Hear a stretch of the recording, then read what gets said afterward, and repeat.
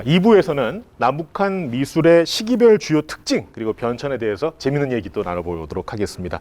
1부 이어서 계속해서 우리 홍지석 교수님 또 신소규 교수님 수고해 주시겠습니다. 두 분 좋은 말씀 부탁드리겠습니다. 네네.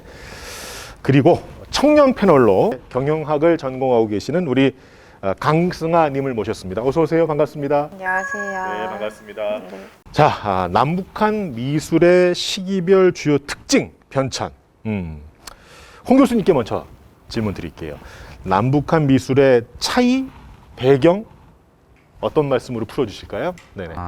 일단 그 북한 미술에 대한 이야기를 좀 먼저 해야 될 것 같은데요. 북한 미술은 리얼리즘을 추구합니다. 그러니까 그 처음에는 그러니까 소련의 영향을 많이 받지 않았겠습니까? 그렇죠.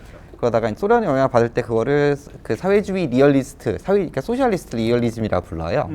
그런 거를 학습했고, 그리고 이제 약간 북한이 독자 체제로 나아가기 시작했던 유일 체제라고 부르는 그런 체제로 가기 시작했던 67년, 68년 이후에는 그걸 주체 사실주의라고 부르는 거죠. 주체 사실주의. 네. 근데 어떻든 뭐 사회주의 리얼리즘과 주체 사실주의는 서로 굉장히 긴밀하게 연결된 개념들인데요. 이 리얼리즘의 정체를 좀 아셔야 됩니다. 이게 그러니까 리얼리즘이라고 하면 눈앞에 보이는 걸 있는 그대로 진실되게 그린다. 이제 이런 것인데, 그러니까 이를테면 북한 체제에서 그건 사회주의 리얼리즘이든 아니면 주체 사실주의라 부르든 눈앞에 있는 걸 그대로 보고 그리는 거를 좋아하지 않아요. 그러니까 리얼리즘이지만 눈앞에 있는 걸 그대로 보는 걸 싫어하는 거죠. 그러니까 그런 거를 이제 부르주아 자연주의, 형식주의 이렇게 부르면서 눈앞에 있는 걸 보는 대로, 그러니까 있는 그대로 그리는 걸 원하지 않는 거죠. 그들이 원하는 건 뭐냐면 현실에 나가라. 그러면 네가 이제 현실에 일하는 사람들을 보고 노동자들을 보면 기쁨이 생기지 않겠느냐. 그 기쁨을 담아서 그려야 그게 진실된 그림이라고 얘기를 하는 거죠. 근데 그 기쁨을 지칭하는 언어가 혁명적 낭만성 또는 뭐 북한에서 서정성 이제 이런 걸 되게 강조하거든요. 이렇게 약간 물기 묻은 그런 리얼리즘 이제 이런 것들을 얘기하면서 굉장히 그렇게 되면 눈앞에 이제 아무리 황폐한 게 있어도 거기 일하는 사람들을 보고 있으면 막 기쁨이 샘솟고 미래가 보이는 거예요. 그렇기 때문에 북한 그림은 무조건 밝고 맑고 그리고 미래에 대한 확고한 비전이 있습니다. 그래서 아이들 그림을 되게 좋아해요. 아이들은 그 자체가 미래 아닙니까? 그래서 화가들의 과제라는 건 그렇게 현실에 들어가서 현실에 충만된 감정을 느끼고 그 충만된 감정을 화폭에 담는 거죠. 그러므로 약간 이제 리얼리즘은 리얼리즘인데 사실 눈앞에 있는 현실과는 동떨어진 그림이 될 수밖에 없는 건데 그게 이제 북한에서는 진실된 그림이라고 얘기를 하고 그것이 이제 북한의 미술가들이 과거에 이제 소비에트 또는 그 소련이나 중국이나 이런 동구권 미술가들한테 배운 되게 중요한 리얼리즘의 이론인 것이죠. 그것이 대단히 중요합니다. 또 하나는 민족적 형식, 사회주의 리얼리즘이 그 북한 미술가들에게 알려준 중요한 개념은 민족적 형식이 중요하다는 거예요. 이 민족적 형식이라는 건 뭐냐면 아까 말씀드렸다시피 리얼리즘은 리얼리즘이지만 현실과 동떨어진 리얼리즘 아닙니까? 이 주체 사실주의 또는 뭐 사회주의 리얼리즘이 이 동떨어진 내용들을 인민들에게 호소하려면 내용은 동떨어졌으니까 최소한 형식은 좀 인민들에게 친숙하고 쉽게 받아들일 수 있는 형식이어야 되지 않겠냐는 것이죠. 그래서 그 사회주의 리얼리즘은 민족적 형식을 발전시키길 요구해요. 그러니까 그거를 북한 미술가들이 그 민족적 형식으로 받아들인 게 바로 조선화입니다. 그러니까 약간 원래 조선화는 옛날에 양반들이 그리던 그림일 수도 있고 이런 계급적 성격이 있는 것이지만 그러나 그럼에도 불구하고 그러니까 자기들 이제 조선의 인민들이 가장 그것들을 쉽게 그리고 이렇게 거부감 없이 받아들일 수 있는 형식이 뭐냐? 그게 조선화였던 것이죠. 네, 그러므로 약간 이제 민족적 형식으로서 조선화가 아까 첫 번째 시간 때 제가 북한에서 조선화를 강조하는 얘기를 드렸는데 그것이 그런 얘기들이 확립된 것이 이제 1950년대와 60년대가 들어서 있고 그래서 북한식 리얼리즘 미술의 굉장히 큰 특징을 이해하시려면 아까 첫 번째 말씀드렸던 혁명적 낭만성이라는 개념과 두 번째는 이제 민족적 형식 그러니까 북한에서 그 민족적 형식을 조선화라고 얘기를 했습니다. 아무튼 이 두 가지가 되게 중요합니다. 홍지석 선생님은 이제 북한 미술의 어떤 특징을 이제 아주 잘 이렇게 설명을 해주셨는데 남한 같은 경우는 그 자유민주주의 수호를 위해서 미국이 5, 60년대 굉장히 지원을 많이 해요. 민간이라든지 이렇게 지원을 하면서 사실은 이제 그런 국제미술 남한에서 이루어졌던 그런 전시들이 거의 미국에서 후원을 하거나 남한의 작가들은 그 시대에 김한기라든지 내지는 또 이응노는 프랑스를 아주 이렇게 선망의 대상으로 여겼던 데 비해서 북쪽의 작가들은 이제 소련 그리고 또 나중에 이렇게 보니까 국제미술 전람회를 헝가리, 불가리아 이제 순방을 하거든요. 그게 물론 이제 그 김일성의 경제 원조를 받기 위해서 순방을 하지만 그러면서 이 동유럽 국가들하고 이렇게 교류를 하는 데 비해서 이제 남쪽은 서유럽 국가, 그러니까 프랑스 파리를 중심으로 한 그러다가 이제 60년대, 70년대 넘어가면서 우리가 알고 있는 이제 미국 하단으로 진출을 하는 거죠. 남북이 어느 곳을 이렇게 선망의 대상으로 하느냐가 확연하게 차이가 나죠. 그러다가 이제 냉전 체제가 무너지면서 결국 이제 그런 양식들도 많이 달라지고. 그렇죠. 네. 저는 북한에서의 수묵담체의 전통과 채색에 대해서 이제 질문을 드리고 싶어요. 조선화가 중심이 되기 시작하는 거는 56년 넘어서서 57년 이렇게 넘어가면서더라고요. 네네. 그러니까 처음에는 오히려 이 이제 평양미술대학교의 이 교장으로 있었던 이 김주경이라는 사람은 굉장히 인상주의적인 그 30, 40년대 그런 화풍으로 그림을 그렸기 때문에 밝은 원색을 쓰고 이런 이제 화풍을 추구했단 말이에요. 그래서 그런 것들이 초기에는 그대로 유지가 됐대요. 김용준은 사실 이쪽에 그 남한에 있을 때는 채색을 일본화법이라고 굉장히 배척을 했거든요.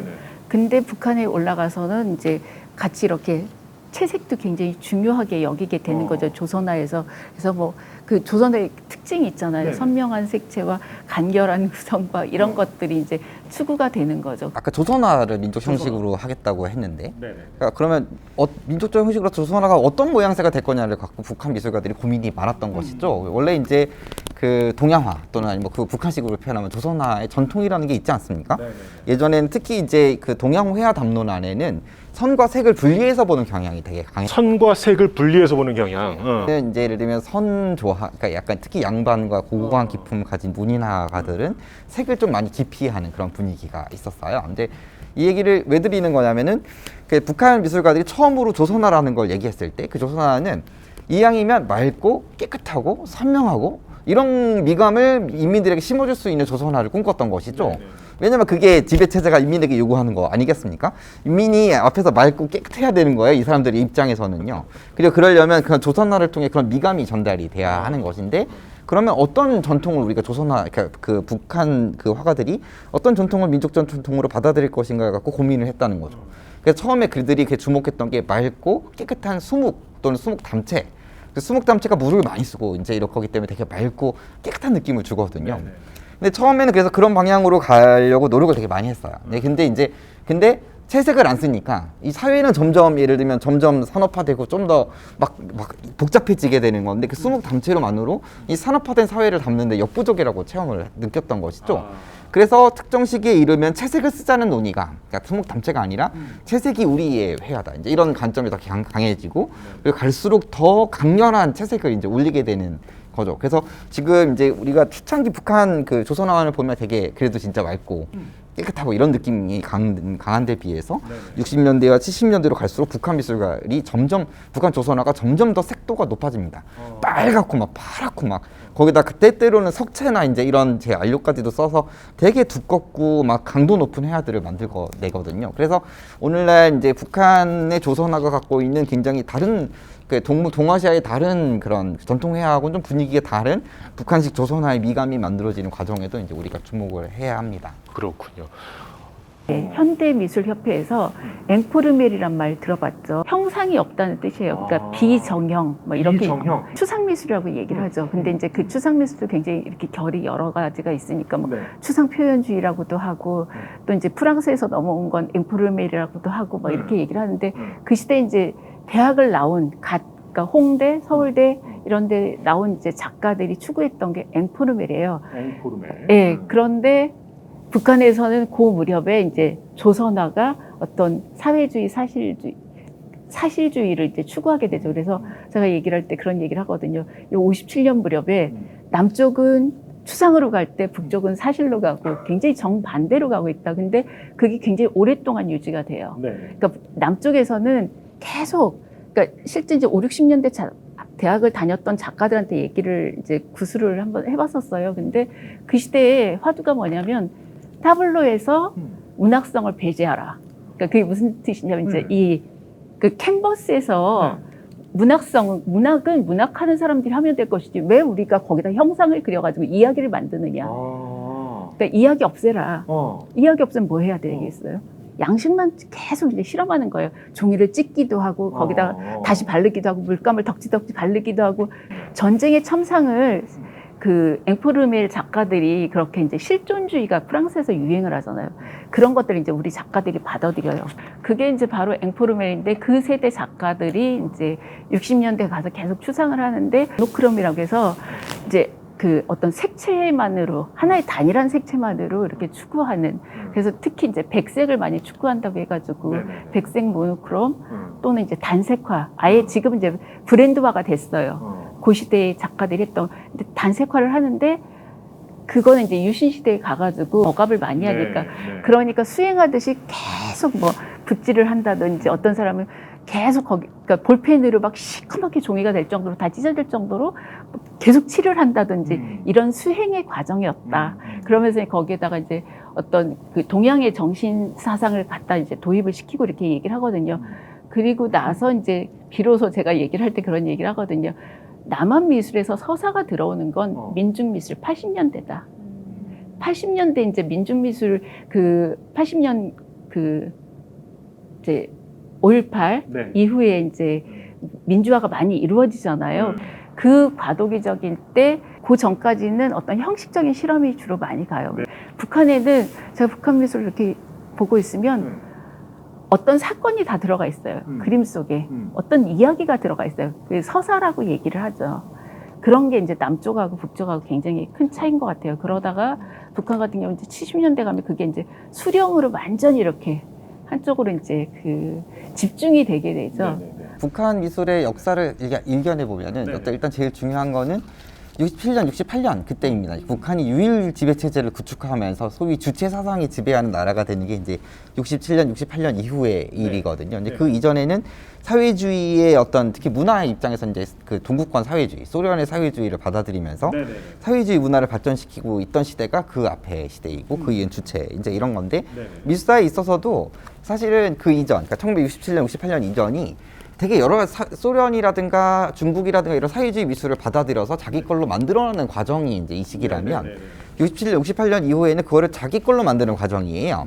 약간은 이제 그건 또 때때로는 굉장히 고립된 체제 안에서 굉장히 기술적으로 그리고 재료와 이런 기법들을 다양화하는 형태로 그 발전시키는 나름대로 발전시키는 것인데 이제 주체 시대 이후의 특징이라는 게 되게 약간 해외하고의 활발한 교류라기보단 주로 고립이 될 때가 되게 많았기 때문에 북한 미술이 이제 해외하고 이렇게 그건 동시대 남한의 미술과는 되게 다르게 해외와의 활발한 교류보다는 60년대 후반부터 70년대 80년대로 이어지는 북한 미술의 흐름은 50년대 60년대에 발전시킨 얘기들을 자기 걸로 이제 예를 들면 뭐랄까 하는 거죠. 그래서 굉장히 독특한 북한 미술의 양식이 만들어지는 시대가 60년대와 70년대입니다.